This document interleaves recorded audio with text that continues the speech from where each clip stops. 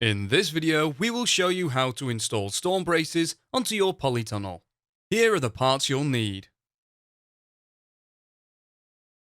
Storm braces are only fitted to intermediate hoops, not the two end hoops. Storm braces are installed over the hoop joints on the inside of the hoop. Storm braces are made from 35mm diameter tube, are 45cm long, and are flattened at both ends. Fit a Q-clip onto the hoop above the joint. Once the Q-clip is on the hoop, use a pair of pipe grips to close the prongs together. Locate one end of the storm brace on the Q-clip and loosely secure into place. Next, fit another Q-clip below the joint and secure the opposite ends of the storm brace. Adjust the position so the middle of the storm brace is over the joint and then firmly tighten both Q-clips.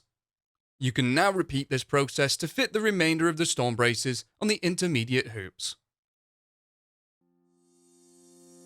You can find more videos to help you build your polytunnel and construct.firsttunnels.co.uk. We also have a construction helpline if you require any further assistance.